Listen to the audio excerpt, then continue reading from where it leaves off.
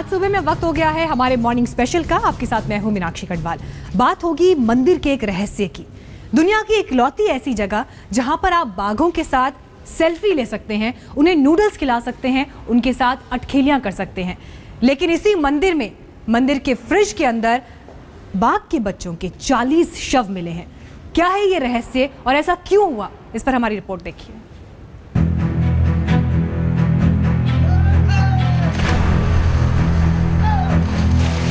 Many walks in.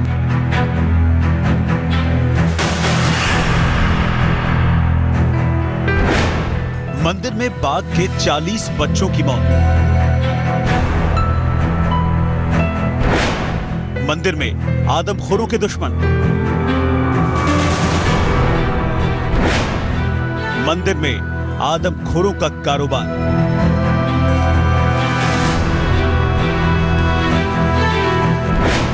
मंदिर में आदमखोरों पर अत्याचार।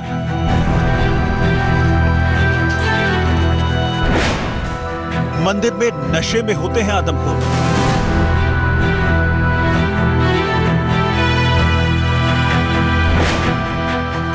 मंदिर में बेबस हैं आदमखोर। बाघ पालने वाला थाईलैंड का मशहूर बौद्ध मंदिर अब तक वाइल्ड लाइफ में दिलचस्पी रखने वालों के लिए अजूबा और अचंभा होता था।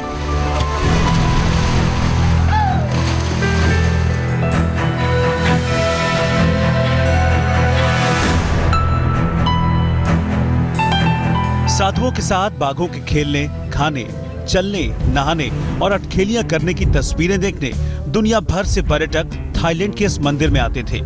लेकिन पिछले 3 दिन से मंदिर में चल रही रेड के बाद मंदिर अचानक दुनिया भर में सुर्खियों में आ गया है। इस बार मंदिर में बाघ के 1, 2, 5 या 10 नहीं बल्कि पूरे 40 बच्चों की मौत का रहस्य गहरा गया है।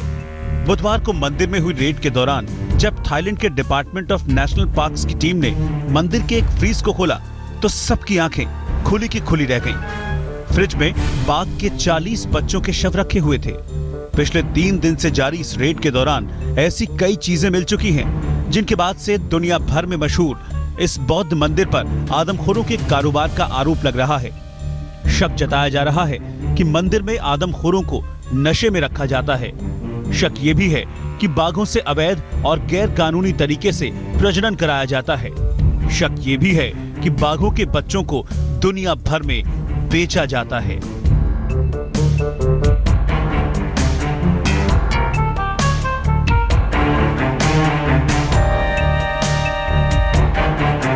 मंदिर पर लग रहे ये आरोप जितने संगीन हैं, उतने ही हैरान करने वाले भी हैं। हैरानी इसलिए क्योंकि अब तक थाईलैंड के इस मंदिर में दुनिया भर के लोग बाघों के साथ सेल्फी खिंचवाने पहुंचते थे। लोग इस मंदिर में पहुंचकर बाघों को नूडल्स खिलाया करते थे। लोग इस मंदिर में पहुंचकर बाघों के बच्चों को बोतल से दूध पिलाया करते थे।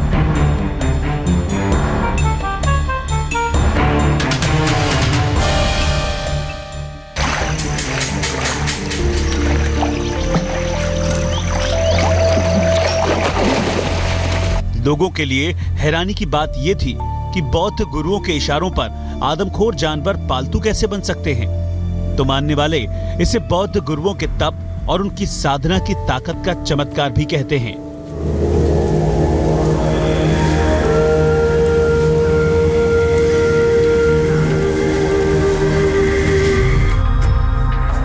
जबकि रेड के दौरान हुए खुलासों के बाद कहा जा रहा है कि मंदिर में साजिश के तहत बाघों को नशे में रखा जाता था।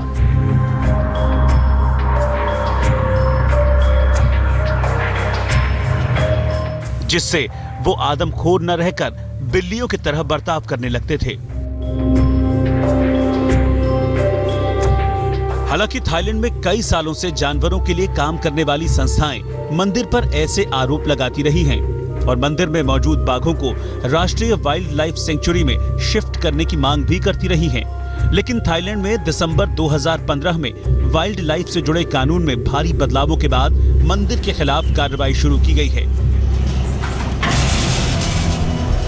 3 दिन की रेड के दौरान अब तक मंदिर से 52 जिंदा बाघों को सरकारी सेंचुरी में शिफ्ट किया जा चुका है। लेकिन मंदिर में अभी भी 85 बाघ बाकी हैं। इन आंकड़ों से ही आप अंदाजा लगा सकते हैं कि ये मंदिर कम और अपने आप में एक वाइल्ड लाइफ सेंचुरी या फिर चिड़ियाघर ज्यादा था। हालांकि थाईलैंड के इस मंदिर के अधिकारी अभी भी अपने ऊपर लग रहे तमाम आरोपों को गलत बता रहे हैं।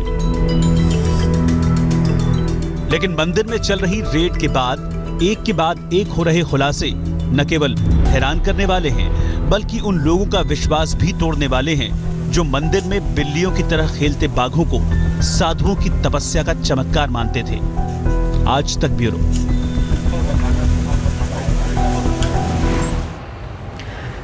थाईलैंड की इस घटना के बाद अब बात भारत की, जहां पर बाघों को लेकर तो नहीं लेकिन तेंदुए के बार बार सामने आने की घटना सामने आती है। आए दिन कहीं ना कहीं गांव या शहर में तेंदुआ घुस आता है और लोगों को फिर होती है जबरदस्त परेशानी। इस बार की घटना मिर्जापुर से है और इस तेंदुए को पकड़ने के लिए 36 घंटे लंबा ऑपरेशन चला।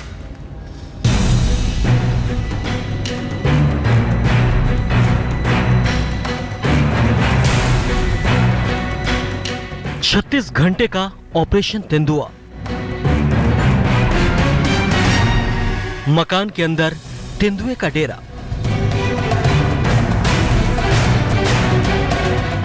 इस फाफ्ते और सुस्त पड़े तेंदुए को देखकर मिर्जापुर के सोनपुर गांव के लोगों की जान में जान आई।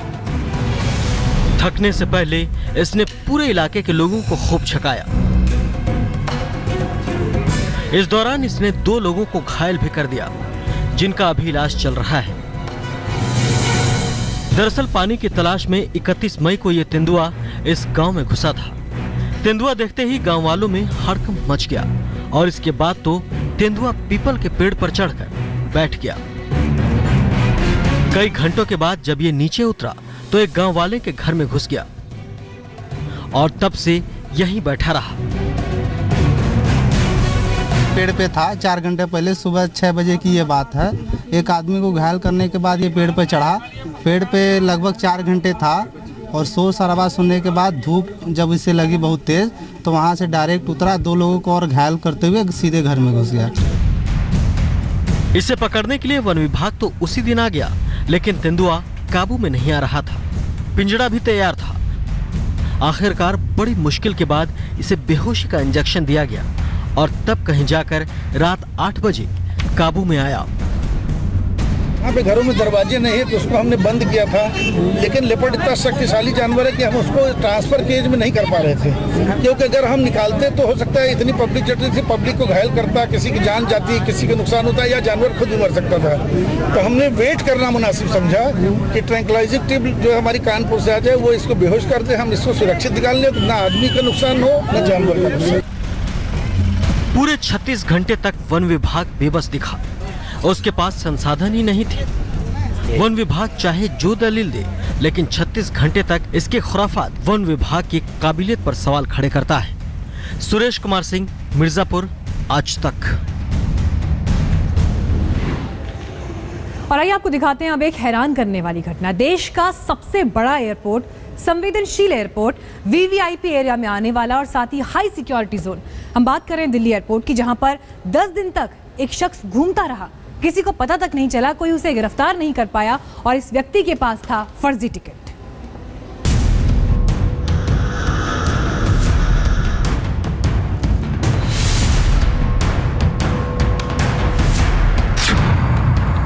दिल्ली एयरपोर्ट की सुरक्षा में बड़ी चूक।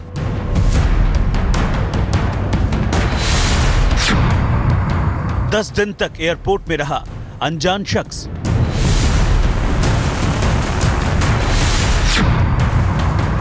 अवैध टिकट पर एयरपोर्ट में डेरा।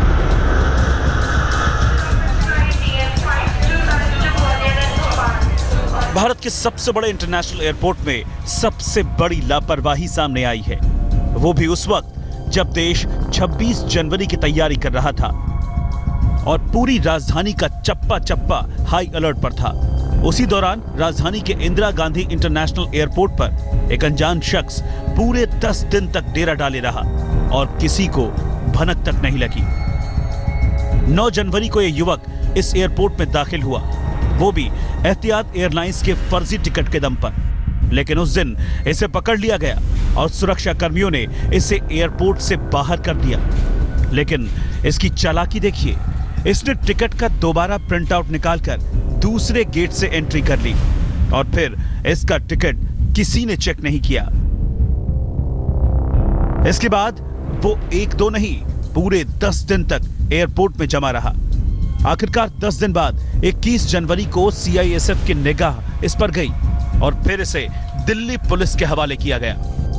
पूछताछ में इसने अपना नाम अब्दुल्ला बताया और कहा कि यह हैदराबाद का रहने वाला है और इसके माता पिता यूएई में रहते हैं। इसका कहना था कि इसके पास पैसे नहीं थे और वो अपने घर से पैसे आने का इंतजार कर रहा था। 10 दिन तक अब्दुल्ला एयरपोर्ट में ही रहा। उसके पास कुछ ड्राई फ्रूट्स और नमकीन थे, उसी को खाता रहा, लेकिन हाई अलर्ट के बावजूद सीआईएसएफ की नजर में नहीं आया। शुक्र की बात यह है कि दिल्ली पुलिस की स्पेशल सेल और आईबी ने युवक से कड़ी पूछताछ की, लेकिन कोई आतंकी लिंक सामने नहीं आया।